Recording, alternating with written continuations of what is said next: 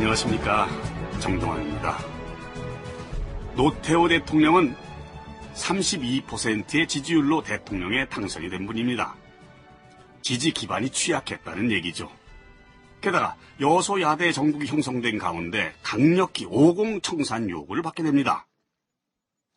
국민들로부터 신임을 얻기 위해 개혁적 인사들로 경제 참모들을 꾸렸지만 사실 그 자신이 경제에 대한 어떤 철학이나 비전이 없었습니다. 그러다 보니 대통령이 중심을 잡지 못하고 여론에 따라 이리저리 흔들립니다. 단군 이래 최대 호황기였다는 삼조 호황기는 그런 가운데 서서히 막을 내리고 있었습니다.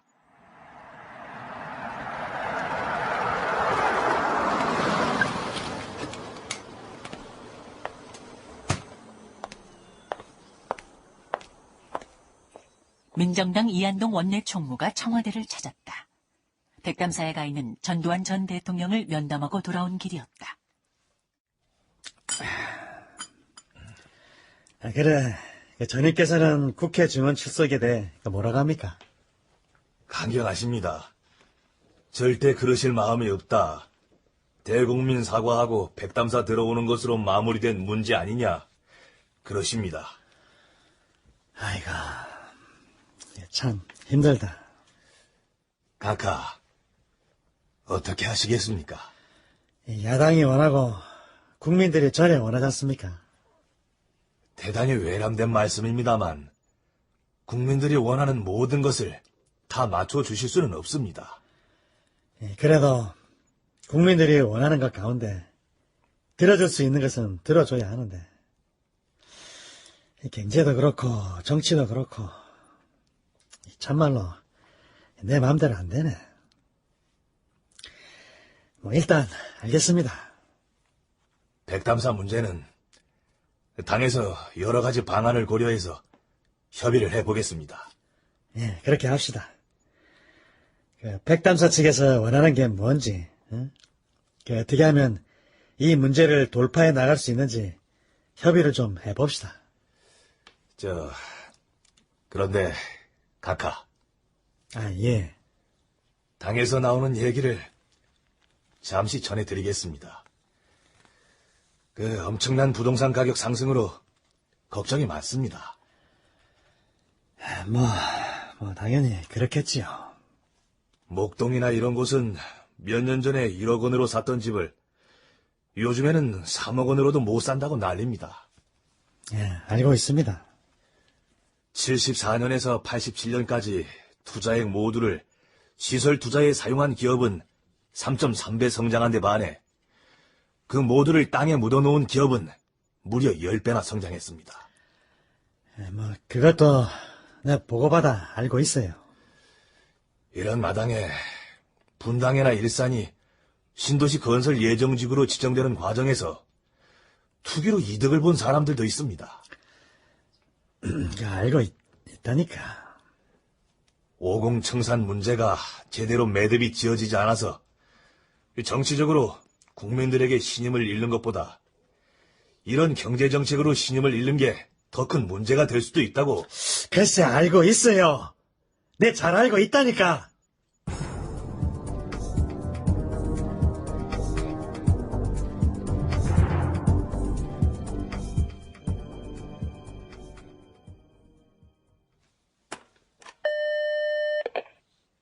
예, 각하. 문희갑 경제조서 나 좀 봅시다. 이한동 민정당 원내 총무와 면담을 마친 뒤 노태우 대통령이 문희갑 경제수석을 찾았다. 문수석, 예. 경제민주화는 나의 통치 철학입니다. 그런데 지금 경제민주화가 되고 있다고 생각을 합니까? 예? 그리고 얼마 전에 종합주가지수 850도 무너졌습니다. 각하, 경제를 주가만으로 파악하기는 힘듭니다. 그리고 각하나 여사님께서 주가 동향에 일희일비하시면 관료들이 제대로 된 금융정책을 펴기가 어렵습니다. 이것 좀 봐요. 노태우 대통령이 문희갑 경제수석 앞에 내민 것은 정부의 부동산 정책에 대해 비판한 신문기사였다. 당시의 기사 가운데 분위기를 알 수 있는 대표적인 기사 하나를 간추려보자. 1989년 5월 18일 매일경제신문. 불과 1년 만에 부동산 가격이 두세 배 뛰어올라 웬만한 봉급자로는 내 집 한 칸 마련하기 어려운 현실 속에서 누가 과연 책임져야 하는가에 따른 책임론이 대두되고 있다. 박 장관이나 건설부 관계자들은 정책이 실패했을 경우 상황에 따라서 사퇴하면 당사자로서 책임은 모면될지 모르지만 그로 인한 고통은 서민이 짊어질 수밖에 없다.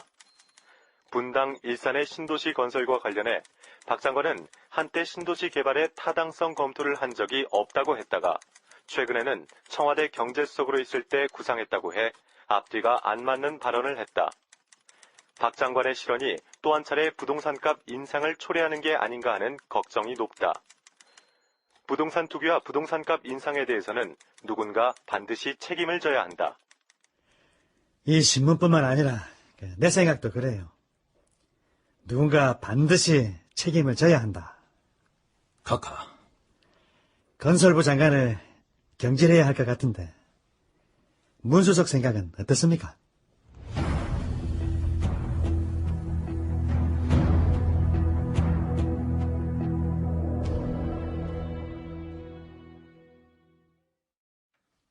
(1989년 7월 19일) 소폭 개각이 단행됐다. 이 개각을 통해 박승 건설부 장관이 부동산 가격 폭등과 신도시 건설 관련 잡음에 책임을 지고 물러나고 권영곽 주택공사 사장이 건설부 장관으로 임명되었다.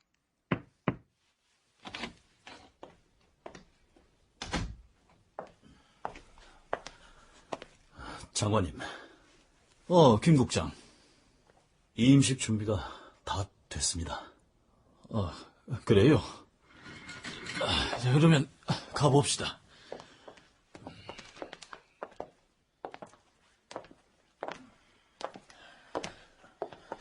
겨우 7개월 만이라 제가 다 죄송스럽습니다. 뭐 그런 걸 가지고. 그러나 다만 한 가지 아쉬운 것은 이 나라 장관이라는 게 말이요.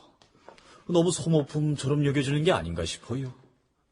소모품입니까? 그렇지, 소모품이죠. 언론에서 떠들고 정치권에서 흔들고 대통령이 발탁한 사람이면 그 사람이 일할 수 있도록 믿고 기다려주는 시간도 필요한 건데, 예, 각하께서도 사람을 바꾸는 것으로 언론의 비난이나 정치권의 압박을 피하시는 게 능사가 아니다, 그 말입니다. 우리나라를 둘러싼 대외 경제 여건이 엄청나게 변화하고 있는 바로 이 시점에 말입니다. 이 나라 장관이라는 게 한마디로 말해 소모품이더라. 이 말은 몇 년 후 박승 씨가 자신만큼 단명한 한 장관을 위로하면서 했던 말입니다. 사실 노태우 대통령 임기 5년 동안 개각만 27번이 있었습니다. 소모품이라 느낄 만도 했겠지요. 그런데 문제는 그 시기가 우리나라를 둘러싼 대외 경제 여건이 급변했던 때라는 겁니다. 그런 때 장관이 자신을 소모품이라고 느꼈을 정도니 정부가 장기적인 비전을 갖고 경제 정책을 추진하는 건 아예 기대조차 할 수 없는 상황이었을 겁니다.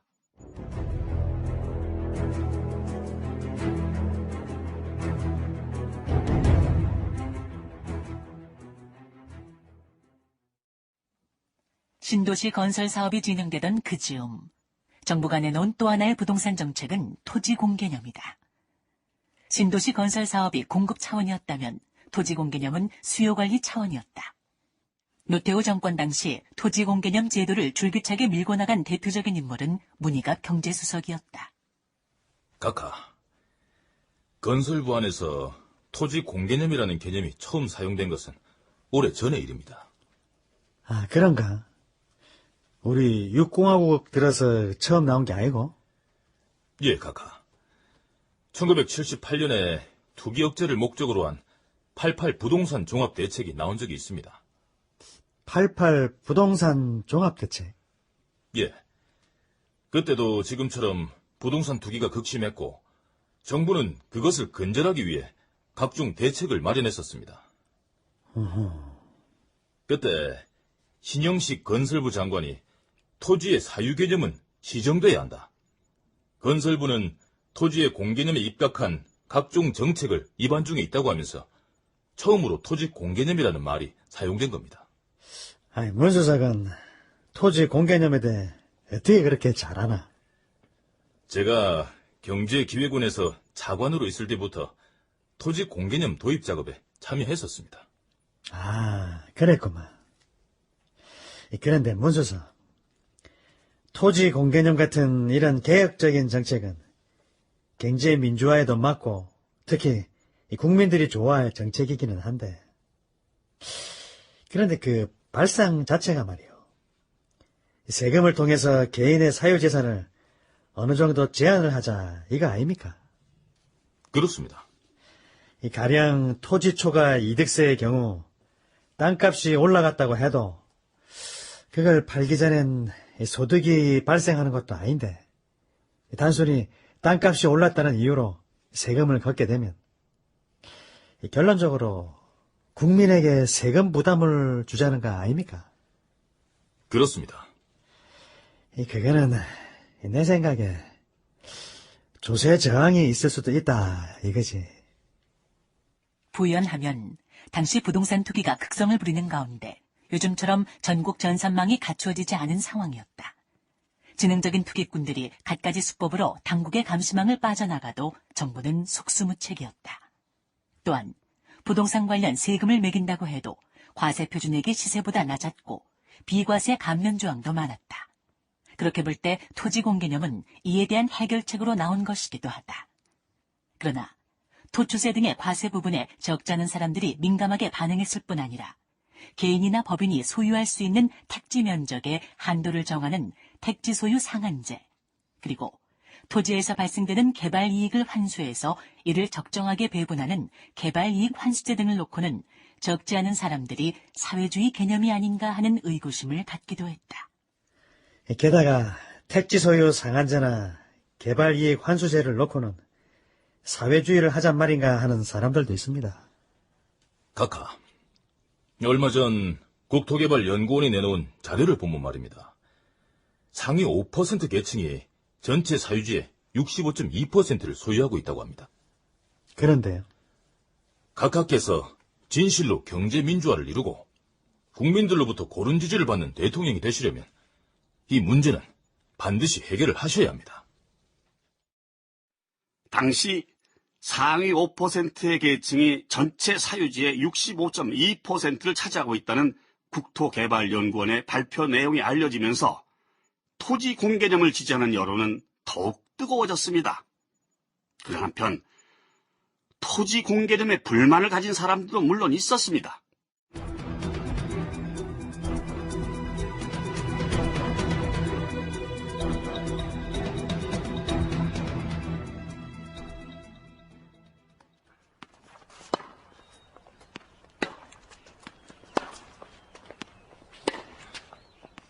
그즈음 서울 인근의 한 테니스장. 노태우 대통령은 평소 친분이 있던 한 기업인과 테니스를 즐기고 있었는데 아이고,